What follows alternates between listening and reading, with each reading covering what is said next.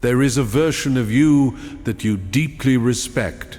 You know this person.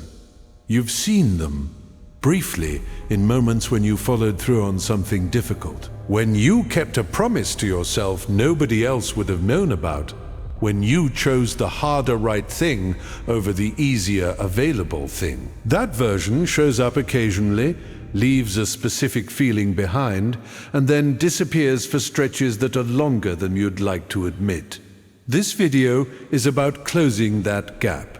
Not through inspiration, through a precise understanding of what self-respect actually is, how it is built, and what is currently destroying it in ways you haven't fully accounted for. Here is the thing almost nobody says about self-respect. It is not a feeling, it is a record. Your relationship with yourself works the same way your relationship with anyone else does.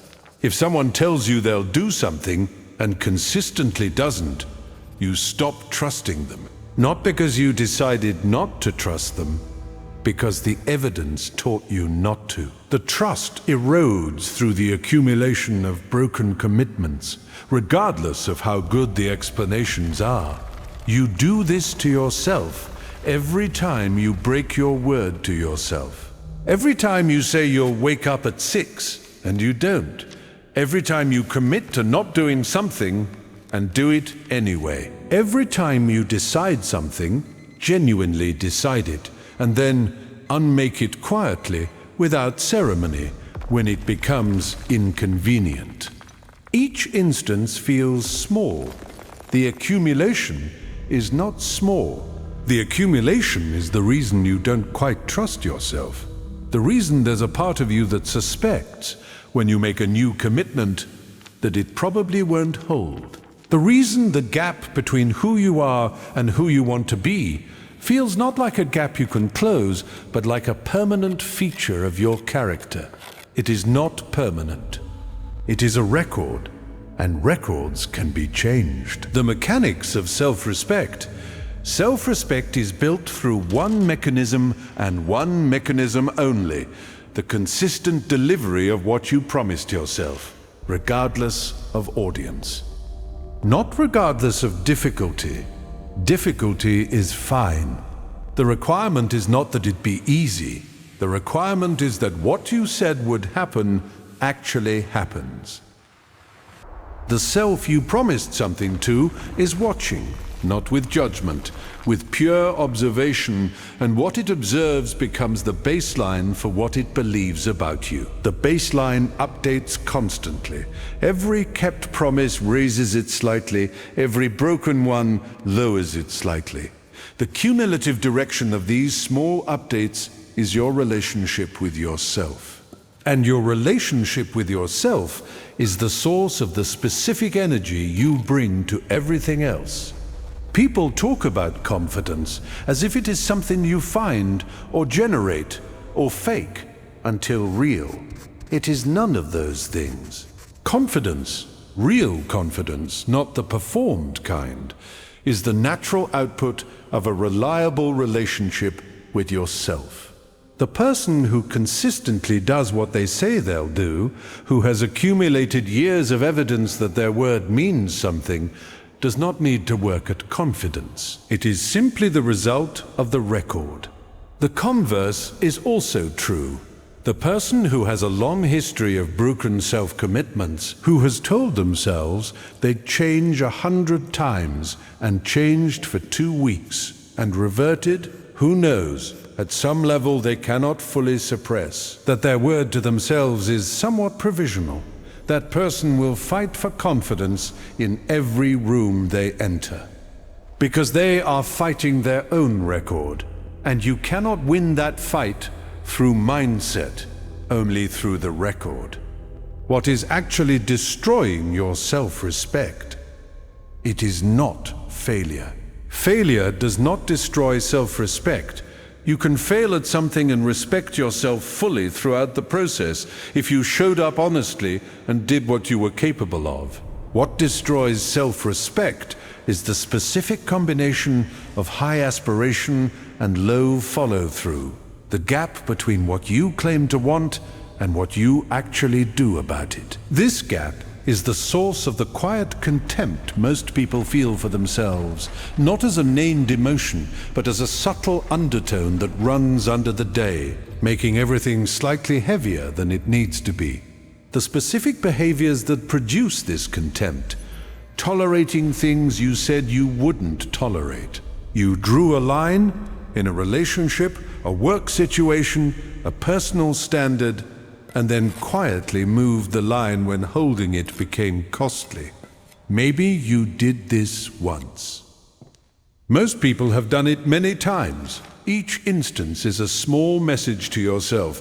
The things I say I will not accept are negotiable when accepting them is easier. Lying to yourself about your reasons, not to others, to yourself. The story you tell about why you didn't do the thing you said you'd do. The framing that converts a choice not to into a circumstance that prevented it. You were busy. It was a difficult week. The conditions weren't right. You know, somewhere below the story, that it was a decision. But you don't name it that, because naming it accurately would require accountability, and accountability is uncomfortable. Staying in something past the moment you knew you should leave. This has been covered in this series before, and it appears here again because it is one of the most expensive destroyers of self-respect. Every day you remain in the room after you know the answer, the job, the relationship, the habit, the direction, is a day where your behavior directly contradicts your own knowledge. The contradiction accumulates, the respect erodes, making promises about the future to avoid discomfort in the present. I'll start next week. I'll deal with this after the project finishes. I'll have that conversation when things calm down. These commitments are not made in bad faith. They are made to purchase present relief. And they are broken not by choice, but by the passage of time, which carries the commitment further from the conditions that made it feel achievable. The self observes the pattern. The trust depletes. How to build it precisely? The path to becoming someone you actually respect is not a character transformation. It does not require becoming a different person. It requires becoming a more reliable version of the person you already are. The mechanism is the same mechanism described in video 5 of this series: evidence. Specifically, the evidence produced by keeping the specific commitments you make to yourself, starting small enough that keeping them is genuinely possible, and building from there. But there are 3 specific practices that accelerate this faster than generic discipline advice, and they are worth naming precisely. The first is reducing the number of commitments you make to yourself rather than increasing them. Most people who struggle with self-respect are people who make many promises to themselves and keep few of them. The ratio is the problem. The correction is not to keep more of the many. It is to make fewer and keep all of them. 2 commitments kept completely produce more self-respect than 10 commitments partially kept. Halve your commitments, double your completion rate. The second is treating your decisions as complete when you make them. Most decisions people make to themselves are made with a silent escape clause. I'll do this unless something comes up. The escape clause is the problem. A decision made with an escape clause is not a decision, it is a preference. Preferences are abandoned when conditions change. Decisions are not. The specific practice is this: when you make a decision, state what it would take to unmake it in advance. Not unless something comes up. The specific named circumstance under which the decision would legitimately be revisited. Anything that doesn't meet that named threshold is not a reason to unmake it. It is the friction the decision was always going to encounter. The third is acknowledging to yourself, accurately and privately, when you break a commitment, rather than explaining it away. Not as punishment, as data. You made a commitment. You did not keep it. That is what happened.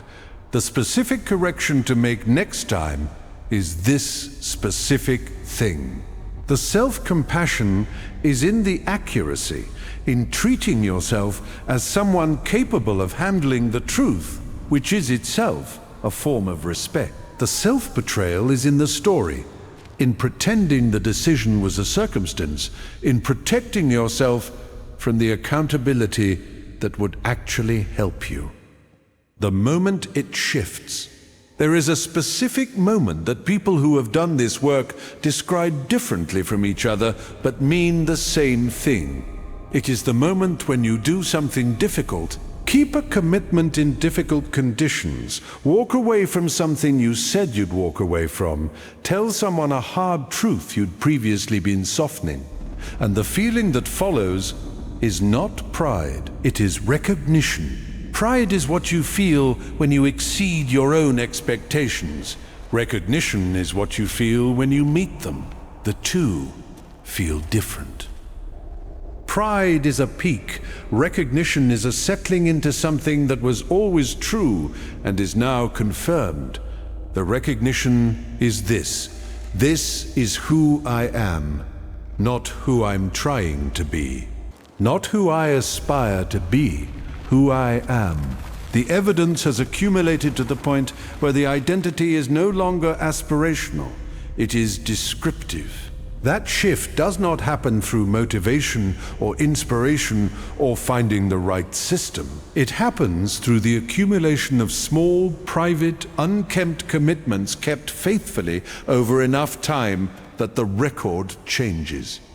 You already know the version of you that you respect. You've met them. The question is not who that person is.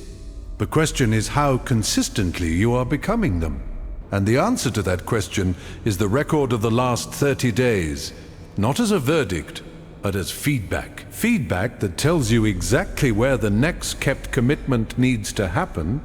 Start there, not with the most ambitious commitment, with the next one. The one that, kept today, would add one more entry to a record you could actually be proud of. That is the art of becoming someone you respect, not a feeling you generate, a record you build.